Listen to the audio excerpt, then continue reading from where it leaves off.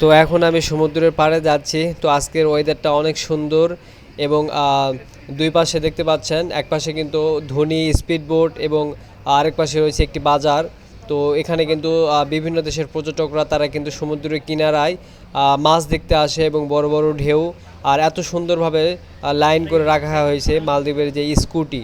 আর একদিকে অনেকে এইগুলা হচ্ছে বাংলাদেশি ভাই, তারা কিন্তু তরমুজগুলো কিন্তু প্যাকেট করতেছে, খুবই দেখে ভালো লাগতেছে। আর এদিকে কিন্তু দেখতে পাচ্ছেন পর্যটকরা কিন্তু তাদের মাছ ধরা দেখতেছে। এই দেশের দিবাই স্থানীয়রা কিন্তু মাছ ধরে এবং বিভিন্ন দেশের যারা ওয়ার্ক পারমিট বা কাজের ভিসায় যারা এখানে রয়েছে তারা কিন্তু বিভিন্ন দিক দিয়ে কাজ করতেছে। এইদিকে এক পাশে কিন্তু স্পিড বোট বা ধনীগুলো সুন্দর করে রাখা হয়েছে। এই জায়গাটা আসলে আমার অনেক বেশি ভালো লাগে।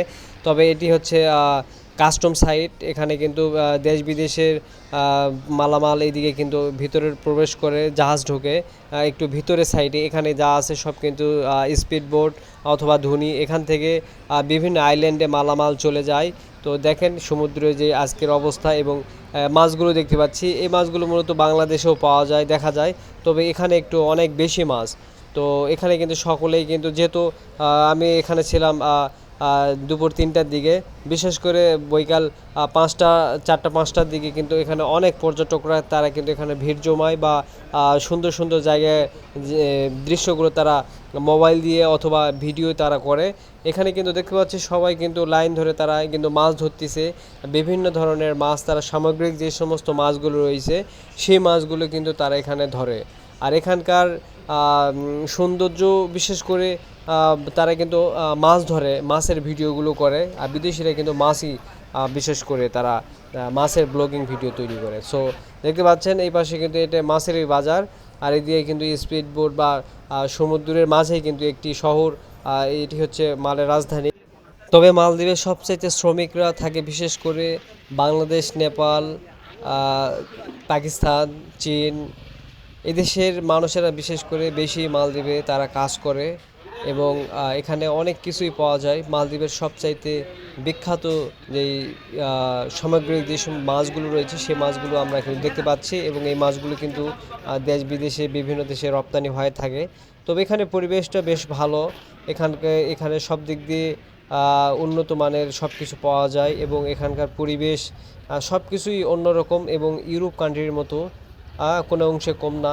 এখানে কিন্তু অনেক সুন্দর, ভিতরে পরিবেশটা আরও সুন্দর। রাস্তাঘাট সব জায়গায় কিন্তু ইউরোপ কান্ট্রির মতো দেখা যায়, যদিও বা শহরটি ছোট, অনেক ছোট, আকারে অনেক ছোট। এদেশের নাগরিক মূলত 5 লাখের মতো। এদেশের মানুষ সব দিক দিয়ে সভ্যতায় এবং এদেশের কালচার সব কিছুই যা অন্য দেশের থেকে ব্যতিক্রম। এদেশের মানুষগুলো আসলে অনেক নম্র, ভদ্র এবং শিক্ষিত। এদেশের ভাষা দিবাই। এদেশের ভাষা মালয় ভাষা মূলত। আর এদেশের স্থানীয়দেরকে বলা হয় দিবাই।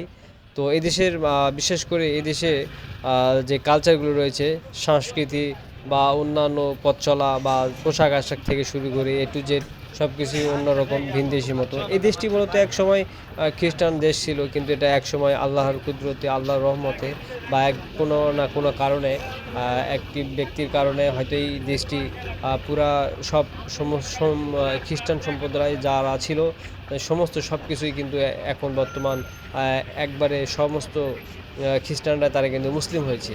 তো দেখতে পাচ্ছেন এখানে কিন্তু আমাদের বিশেষ করে বাংলাদেশি ভাইয়েরা এখানে কিন্তু ওই ধুনিতে কাজ করে। মূলত এটি অনেকেই জানে না যে ধুনি আসলে কি। এটি একটা বোট, এই পানিতে চলে।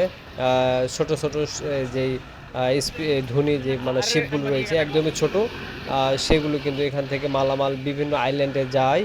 তো আইল্যান্ডের পরিবেশটা আরও সুন্দর, খুব সুন্দর। আইল্যান্ডে অনেকবার গিয়েছি আমি এবং আইল্যান্ডের চিত্রগুলো আসলে মানে দেখার মতোই। চারিদিকে সমুদ্র, মাঝখানে ছোট্ট একটি দ্বীপ, আর দ্বীপের মধ্যে মানুষ সকলে বসবাস করে। এটা আসলে অনেক দেখার মতোই। এক কথায় বলা যায় মালদ্বীপ একটি ভ্রমণ করার মতো একটা জায়গা।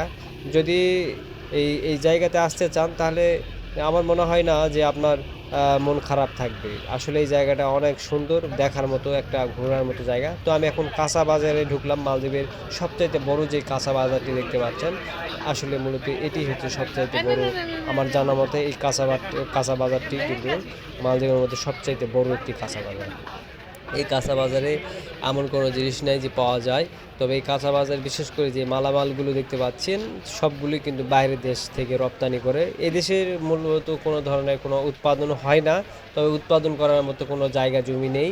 যা আছে ছোট ছোট দ্বীপ, আর দ্বীপগুলোতে মানুষ বসবাস করে। এবং যে পরিমাণ যে ছোট ছোট আইল্যান্ডে যে জায়গাগুলো রয়েছে সেগুলো কিন্তু যারা নিজের জন্য বা পরিবারের জন্য যে তারা কিন্তু নিজেরা ছোটোখাটো চাষ করে থাকে, যা নিজেরা খাওয়ার জন্য। তো দেখতে পাচ্ছেন একটি রোড, তো রোডের পরিবেশ এবং রোডটি অনেক ছোট।